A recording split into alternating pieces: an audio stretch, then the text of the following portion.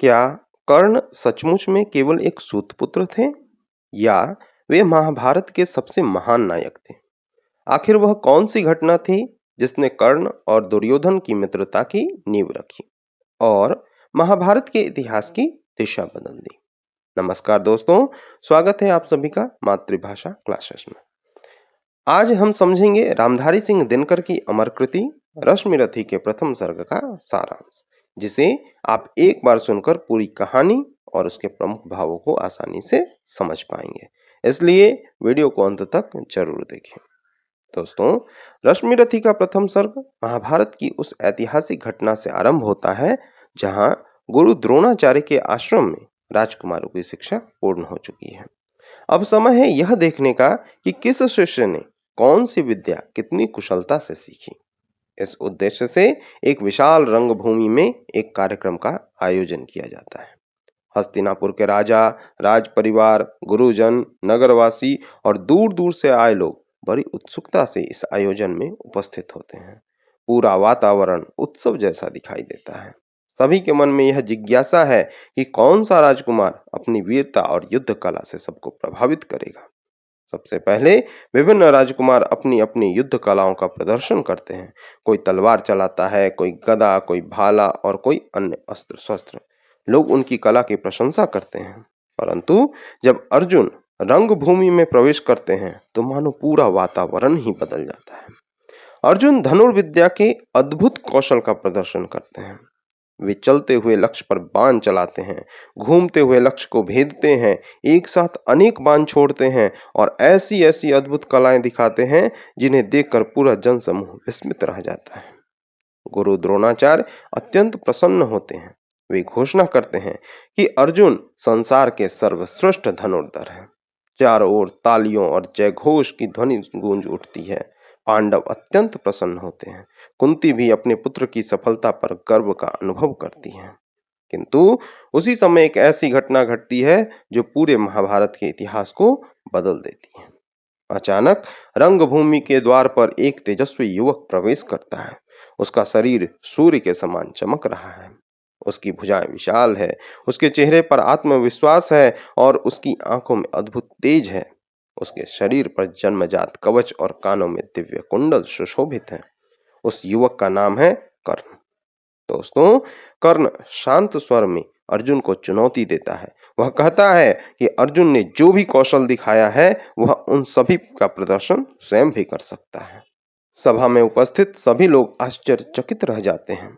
कोई इस युवक को पहचानता नहीं है, परंतु उसके आत्मविश्वास और तेज को देखकर सभी उसकी ओर आकर्षित हो जाते हैं। कर्ण धनुष उठाता है और अर्जुन द्वारा किए गए सभी पराक्रमों को एक एक करके दोहराता है।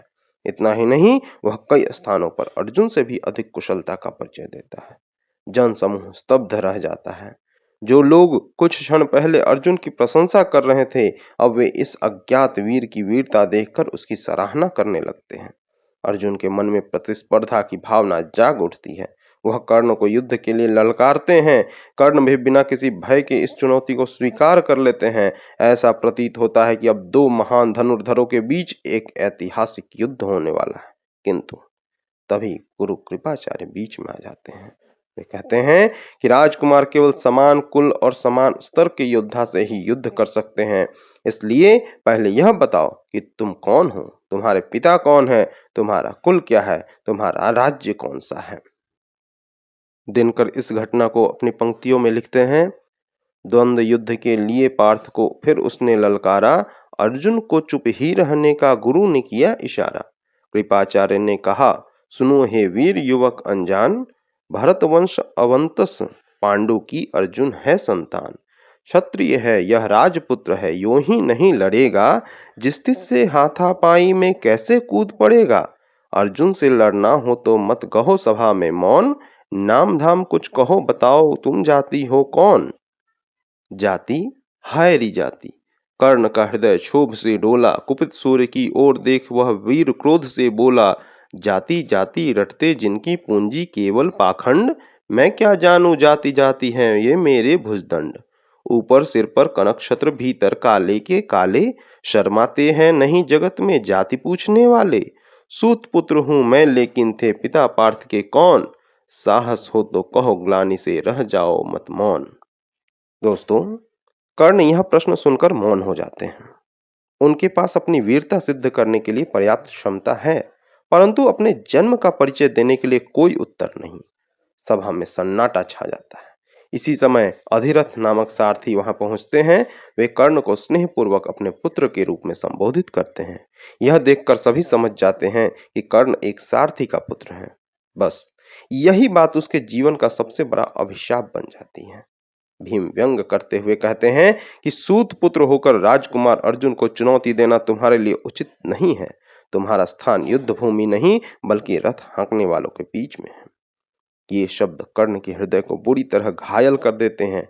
वह जानता है कि उसकी प्रतिभा किसी भी राजकुमार से कम नहीं है, लेकिन समाज उसकी योग्यता नहीं बल्कि उसके जन्म को देख रहा है। दोस्तों, कवि यहाँ अत्यंत मार्मिक शब्दों में उस सामाजिक व्यवस्था की आलोचना करते हैं जहाँ मनुष्य का मूल्य उसके कर्मों से नहीं बल्कि उसकी जाति और जन्म से आंकी जाती है। दिनकर स्पष्ट संकेत देते हैं कि जन्म किसी मनुष्य के हाथ में नहीं होता, परंतु उसका पराक्रम, उसका पुरुषार्थ और उसका चरित्र उसके अपने हाथों में होता है। कर्ण के चेहरे पर अपमान की अग्नि जल रही है, लेकिन वह संयम बनाए रखता है। वह किसी से विनती नहीं करता, वह अपने सम्मान की भीख नहीं मांगता, वह केवल अवसर चाहता है ताकि अपनी योग्यता सिद्ध कर सके। उधर दुर्योधन यह सब देख रहा होता है। वह समझ जाता है कि यह युवक साधारण नहीं है। यदि यह इसका मित्र बन जाए तो भविष्य में उसके लिए अत्यंत उपयोगी सिद्ध होगा। दुर्योधन तत्काल एक बड़ा निर्णय लेता है। दिनकर लिखते हैं कि मूल जानना बड़ा कठिन है नदियों का वीरों का, धनुष छोड़कर और गोत्र क्या होता रणधीरों का। पाते हैं सम्मान तपोबल से भूतल पर शूर, जाति जाति का शोर मचाते केवल कायर क्रूर। किसने देखा नहीं कर्ण जब निकल भीड़ से आया, अनायास आतंक एक संपूर्ण सभा पर छाया। कर्ण भले ही सूत पुत्र हो अथवा स्वपत चमार, मलिन मगर इसके आगे हैं सारे राजकुमार। करना क्या अपमान ठीक है इस अनमोल रतन का, मानवता के इस विभूति का, धरती के इस धन का। बिना राज्य यदि नहीं वीरता का इसको अधिकार, तो मेरी यह खुली घोषणा सुने सकल संसार। अंग देश का मुकुट कर्ण के मस्तक पर धरता हूँ, एक राज्य इस महावीर के हित अर्पित करता हूँ। रखा कर्ण के सिर पर उसने अपना मुकुट उतार, गूंजी रंग भूमि में दुर्योधन की जय जयकार। दोस्तों, दुर्योधन ने तत्काल एक बड़ा निर्णय लिया। वह घोषणा करता है कि यदि समस्या केवल यह है कि कर्ण राजा नहीं है, तो वह इसी क्षण उसे अंग देश का राजा घोषित करता है। क्षण भर में राज तिलक की व्यवस्था की जाती है। जल, मंत्र, आशीर्वाद और वैदिक रीति से कर्ण का राज्याभिषेक होता है। अब कर्ण केवल सूत पुत्र नहीं रह जाता, वह अंग देश का राजा बन चुका होता है। सभा में उपस्थित सभी लोग यह दृश्य देखकर आश्चर्यचकित रह जाते हैं। दुर्योधन मुस्कुराकर कहता है कि अब कर्ण अर्जुन के समान राजा है, अब उसे युद्ध करने से कोई नहीं रोक सकता। कर्ण की आंखें कृतज्ञता से भर उठती हैं।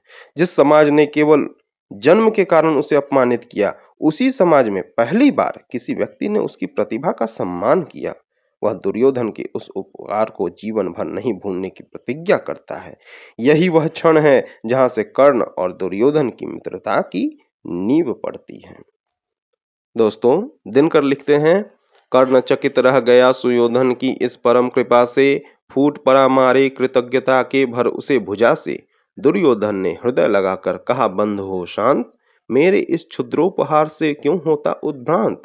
किया कौन सा त्याग अनोखा दिया राज यदि तुझको, अरे धन्य हो जाए प्राण तू ग्रहण करे यदि मुझको।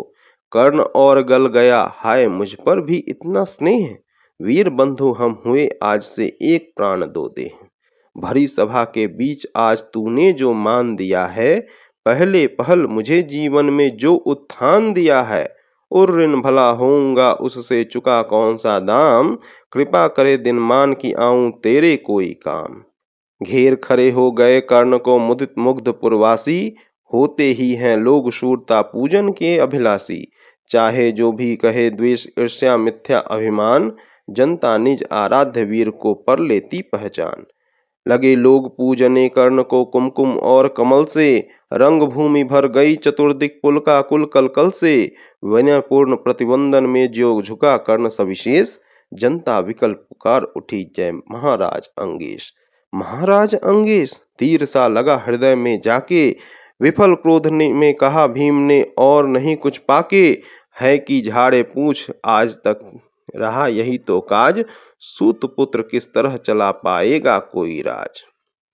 दोस्तों, आगे चलकर यही मित्रता महाभारत के युद्ध तक पहुंची। इसी समय कुंती भी कर्ण को देख रही होती है। उनका हृदय भीतर से टूट रहा होता है।